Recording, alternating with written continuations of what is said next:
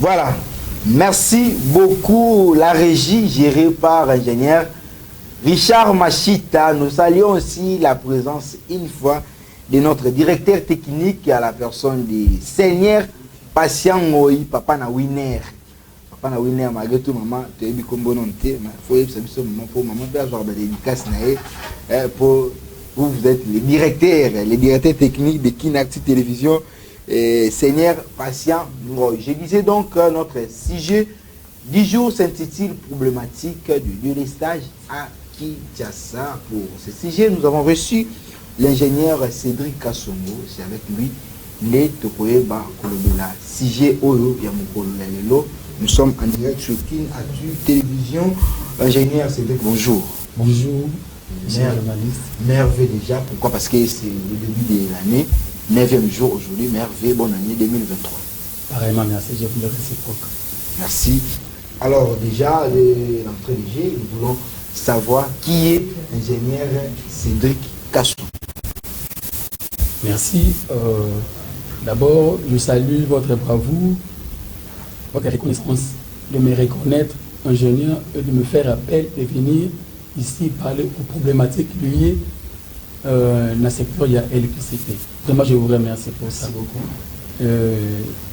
Je suis ingénieur Cédric Kassongo, ingénieur civil en machine électrique à l'ISTA chez nous ici, notamment Boudja, au Babara Boudja, de la Grande Équateur, dans toute la province, il y a Mongala, donc territoire Nabiso Bumba, et je suis de Bosanga, au Babaka Bosanga, Maël, donc c'est nous. C'est ça, ingénieur Cédric Kassongo. Et non seulement ça, je suis directeur général d'une structure, une entreprise dont on appelle CAS Énergie. CAS, c'est mon nom, et énergie, c'est une force. Donc, symbiose, CAS Énergie. Voilà, merci beaucoup. Nous avons compris que nous sommes en face, il y a expert en matière, il y a électricité. Déjà, si j'ai un toujours au-delà, et je ne sais pas, l'ingénieur Richard Machita aussi, c'est la besoin sujet pour que les gens soient en retard, tout le même langage que tout la problématique, il y a délestage na Kinshasa, problématique du délestage à Kinshasa, c'est ça notre sujet. Déjà, nous allons prendre des aspects, il y a les causes et aussi ma proposition de Toko le Belango, on signale aussi le militage ou la distribution. Donc, nous allons commencer directement par rapport à la cause. La cause à la ligne où il est à Kinshasa, tout le Kinshasa pour que parce que tout ça à Kinshasa, tout ça un barrage électrique le plus puissant en Afrique. Inga, mais tout ça la cause est cause à la ligne. Merci. Par rapport aux thématiques, la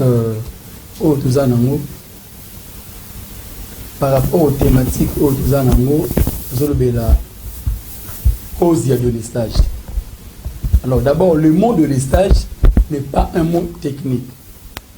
Le mot de délestage est un momoko français. Ou le bayango qui est action dans inaction d'enlever une charge pour na eloko momboué. Donc ils ont une signification belée. Alors, biso la technique, tant que jouer yango, pourquoi? Parce que lorsqu'on appelle trobi de délestage, na Congo ou à Trobaga non, sur le combo de délestage, tout le monde SNEL. Alors, je vais éclairer l'opinion que je ne suis pas venu au nom de la SNEL, je suis venu tant que technicien, mais comment on est autant en moins d'amboupo, il y a un monde de gérer iso awa, mambo barrage na biso ya une chapa. De délestage cause dans Kinshasa plus maison anarchiquement construite. Pourquoi? La technique, c'est le calcul. Tout ce qui se fait est bien calculé. Alors, lorsque un platon Ingachaba va tirer l'Inwana vers Kimwenza Kaboli na poste à distribution, enfin que est alimenté biso. Il y a une calcul fait Natawana et à nos jours aujourd'hui, une maison anarchique où ils ont construit Zalaga Moutoye a Tongi, a su courant, a bengi dépanner Mogobo, a bengi jointeur Mogobo, côté le courant, c'est des factures. Sans qu'on tenir compte que charge pour les et qu'on revenu toujours dans l'installation pour les fournir l'énergie entre autres on peut dire la SNEL. Donc ils sont en train de or charge le coup les a calculé. Des stages. Pourquoi? Déjà un transformateur quand on veut fonctionner, on ne peut jamais faire fonctionner à 75 ou 80% de charge. Ce qui est commis dans le régime, on a automatiquement, et quand on a un régime, régime, il y a de l'estage. Cause dans nos alliés, ce charge au bisomoro, nous avons bâti ça, dans le réseau technique. Or, si cela était calculé, quand tu construis une maison, tu viens à la SNEL, tu t'annonces, tu dis que tu as un départ X, cabine boy. Et pour permettre à fournisseur de l'énergie électrique, pour améliorer les conditions d'énergie pour permettre à nos clients ou abonnés. Mais ici au Congo, précisément à Kinshasa, ça ne se fait pas. Alors, cause de l'estage de la place, vu que Bango tout va déjà branché dans le réseau, il y a SNEP. Alors, nous avons que le transformateur pour permettre à tout le monde d'alimenter. C'est pour ça qu'on a 7 départs dans le tableau, autour de la TGBT. 7 départs aussi départ. Ceux qui déjà cabine comme il fonctionne à niveau il y a 75-80%. Au moins comme on dit les lots bon courant, le bon en côté, le bon a besoin côté cause on ne pas d'abus beaucoup. Bah consommateur il faut créer un mot. Non seulement ça, la transmission on ne peut jamais en parler. Ils ont comporté tout épelé sous la pluie mais de continuer à la transmission. Alors, la cause de ce de l'estage et persister dans le réseau électrique. Voilà, puisque vous évoquez l'aspect, il y a cause, il y a bisomoko, le consommateur, mais aussi il y a aussi la responsabilité aux l'entité qui peut gérer courant électrique dans le Congo, notamment on voit la société SNEL, où les alliés responsables peuvent gérer courant. Alors, est-ce que aussi État, il y a des cabines aussi, et puis État, il y a des câbles aussi, si vous parlez aussi d'argent, parce que là vous avez évoqué, première transmission, vous avez vu qu'à Mastamon, c'est tout ça. Est-ce que la manière de faire la bonne, parfaitement, oui. Il y a un des autres pourquoi le câble fonctionne par rapport à la charge autour salaire. Lorsque vous consommez surcharge ou échauffement, ils ont revenu dans le câble. Si le câble est supporté, ils ont un pèse. Si le pèse est résisté, alors ils ont un niveau de transformateur dans la cabine. Le seul est des fois déclenchement disjoncteur sans cause.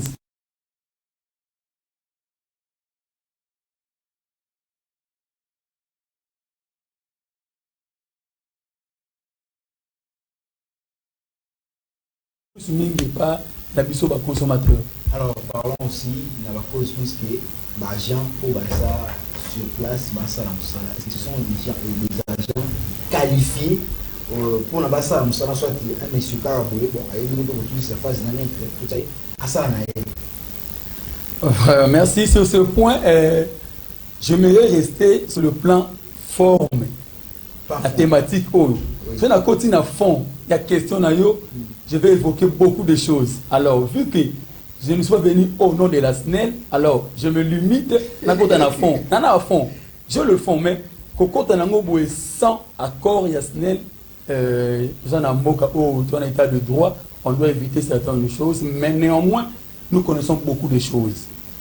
Beaucoup de choses. Alors, vous allez, on parle sur les plans formes, mais à fond, pourquoi? Parce que si on a fait appel à un expert, à la personne qui connaît, c'est parce que c'est une question qui nous est parvenue. Les téléspectateurs, nous sommes en direct à Kinshasa. Sinon, on va nous traiter à beaucoup de choses. On a eu expert, on a eu matière, mais dans la psycho. Parlons maintenant des agents. Est-ce que Bango Bazar cause sur les plans forme et puis fond, même au côté de la quatrième, au moins avoir. Merci. La Okota Makasi Mitende Molubiwana, ce qui te touche fond, il y a cause, il y a Makamu Oyo, les alliés et les agents SNEL, n'a pas bricolé, bon, nous sommes à Katiwana. Pourquoi? un agent qualifié, un agent de la SNEL doit savoir comment protéger son réseau technique. Alors, le mal est ça, même un agent SNEL, il y a la cause de détruire le réseau. Pourquoi? Pour nous abonner, pour nous brancher dans SNEL, il y a des procédures à suivre. Mais ce qui se passe, il y a un salam.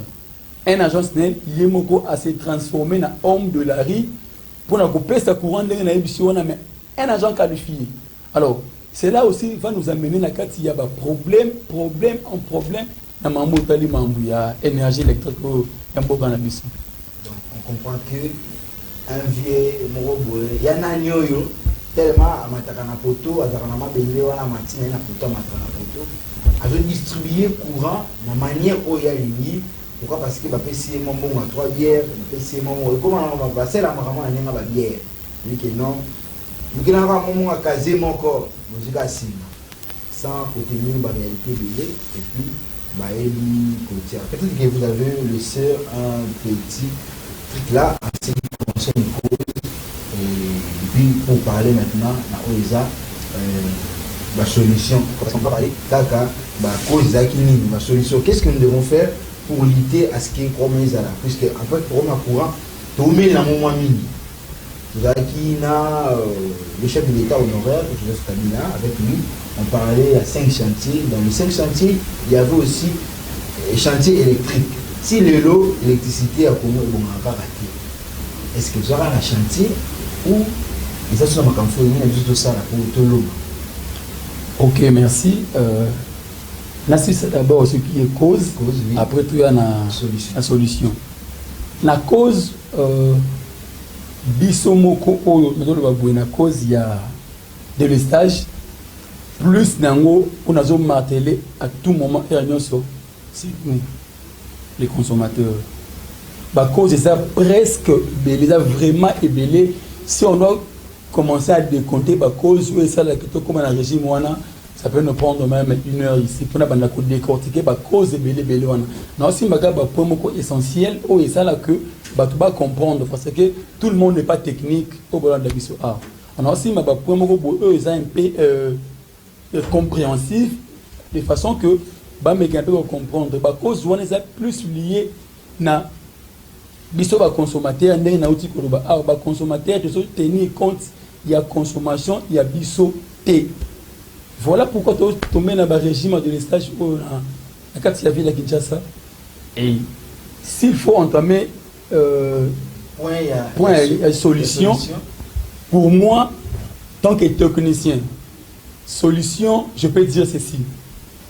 Biso consommateur, on peut aider les entreprises qui fournissent biso énergie électrique. Biso na bango to gotambola ensemble pour la solution de mambo et de ranger biso.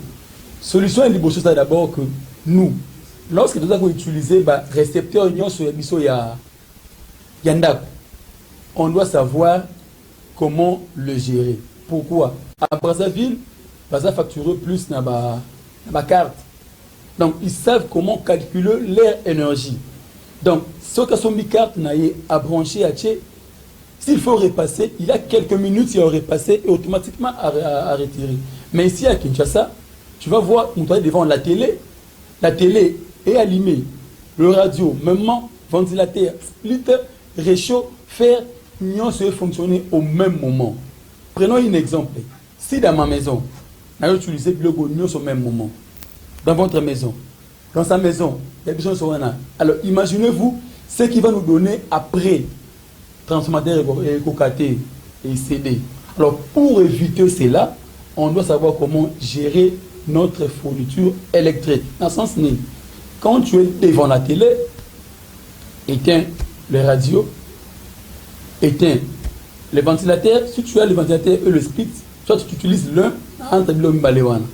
Lorsque tu as la barrière chaude, la cuisinière, tout ça, nous savons à un moment il faut que ça pour permettre que ce n'est pas fonctionner. Parce que si une entreprise il y a biso yamboka, on ne peut jamais laisser un cas bon et beba et koufa pour utiliser.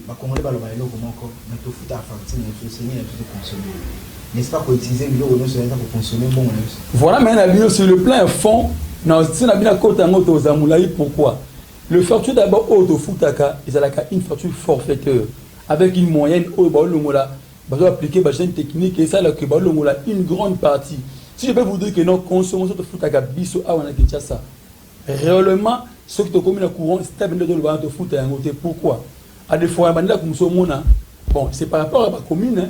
Bandela comme somona bon foot à facture il y a 8000 francs congolais, 7000, 12000. Et à l'EMBA, je sais que à l'EMBA, la facture de la un peu élevée, au moins 32 000, 34 000, 36 000 francs congolais. Vous comprenez? Donc, on sait abusivement que c'est la courant. Oh, ce qui te commun le régime au calculé, bisomoko charge, tout ça là, et que ça là que tu vivre longtemps dans le courant, tout tire pour les membres de l'estage.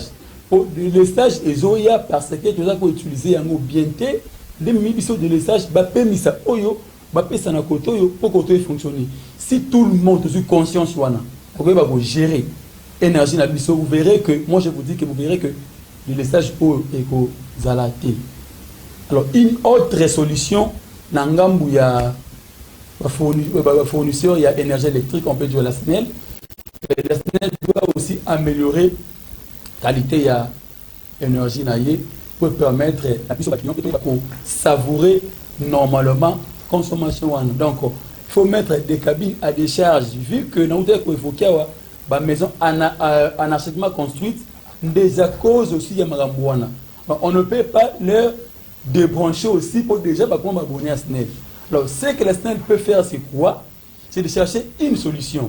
Solution qu'on a proposée, en tant que technicien, de mettre des cabines à décharge pour nous scinder. Départ, la cabine où ils sont chargés, par là, il peut permettre un fonctionnement normal de l'énergie électrique dans la ville de Kinshasa.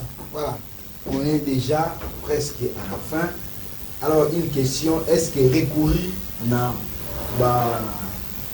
des moyens, entre autres, que c'est le panneau, comme vous, déjà dans la casse énergie, recourir à des moyens, n'est-ce pas, et qu'on peut lutter dans problème sur le courant aux gens parce que déjà le nombre de surcharge est à cause. Alors ceux qui sont ici l'entreprise entre autres pour les sous sur le courant ils appellent une solution pour le petit à la carte en haute déjà ils ont malade. C'est aussi une solution. Je vais vous dire que le secteur il y a l'électricité c'est là a déjà été libéralisé. On monte presque partout, le forage est commis, les champignons par-ci par-là. Mais bon, là ça dépend maintenant du traitement au mouton ça de la yango. Du côté technique aussi, du côté électricité, il y a libéralisé.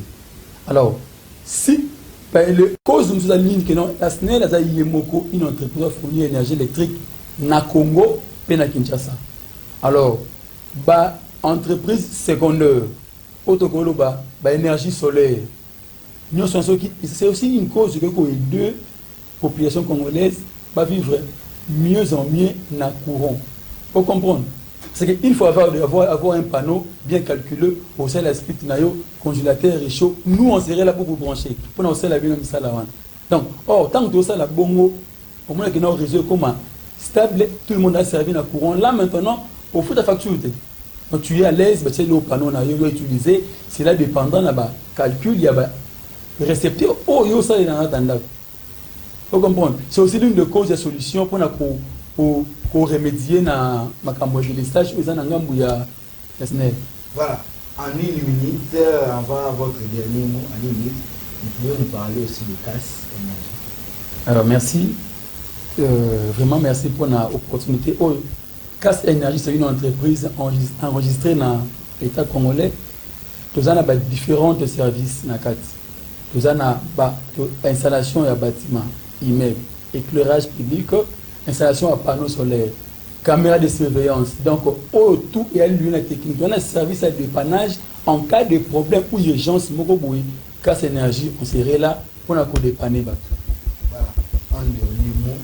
Par rapport à votre passage ici à Kinatu, c'est une première fois. Déjà, vous êtes aussi les premiers invités à prendre part dans la tranche d'animation Kinatu chez nous ici. Pourquoi? Parce que c'est notre premier numéro. Un mot par rapport à ce que vous avez trouvé chez nous aussi votre appréciation. Voilà. Ok, merci. D'abord, premièrement, je vous remercie. Je remercie à Kei Onazuna, Actu TV, Canal 50. Donc, merci à Kei Oyobo Salinga. Le temps où on a commis Awa Bouyambinga, il faut placer un afandi, donc très à l'aise. Deuxièmement, on a fait merci à concepteur de la chaîne de la télévision. Malgré la communauté. Papa André Maboucha, Lomanisha. Papa André Maboucha, Lomanisha. Vraiment, chapeau bas pour la chaîne Oyo et Zosunga. Et déjà maintenant là, je suis aussi pour comprendre pourquoi de l'estage. Vous voyez maintenant l'importance. Merci à toute l'équipe qui est présente. Awa, Nayo, Awa, vraiment je vous remercie. Sans oublier, Mbouza Nyos. Napesi Bangombote, Aristote, donc ma femme, donc presque tout le monde. Voilà, merci beaucoup, monsieur l'ingénieur. Je rappelle que nous avons réussi sur ce plateau l'ingénieur Cédric Kassongo, DG de Casse Énergie, expert en matière. Il y a électricité, pour le Béli, si j'ai des problématiques, il y a des délestages. Naki Tchassa, pour moi, des délestages, pour comprendre la cause. Mais aussi, la solution, il suffit seulement que tu aies cotisé pour un mission madame. L'État congolais a des moyens nécessaires pour que le courant peut utiliser un mot malade. Nous allons citer par les souhaits d'anniversaire à Jordan Ndonja Mpindi et puis à Abidel et Zanazena. Pour profiter bien, dans mon Konabino, aujourd'hui c'est votre jour d'anniversaire. Mais aussi, nous allons citer ou soit terminer par le souhait de condoléances à l'artiste, comédien, Papa Molema Bossé Kota. Nous sommes de cœur avec vous. Papa Molema a perdu sa fille Préfina Bossé Kota. Donc, nous sommes de cœur avec vous, Papa Molema. Courage, Dieu a donné, Dieu a repris. Après ici, nous serons ensemble avec vous et vous arrêtez Madame Mouline. Merci à vous, nos chers partenaires d'excellence, c'est votre chaîne de prédilection qui n'a dessus. Nous remercions l'équipe technique de ce matin, l'ingénieur Richard Machika, Roni Manzila, l'équipe aussi de la tranche qui est réanimée ce jour, Vin pratique John Kenyeshai, Yves Omalo Kenge, sans oublier les seigneurs Patient Moï, la coordination gérée par Madame Deborah Kadememba. Je vous retrouve déjà le mercredi pour notre deuxième numéro de votre tranche d'animation pour l'année 2023. À la prochaine.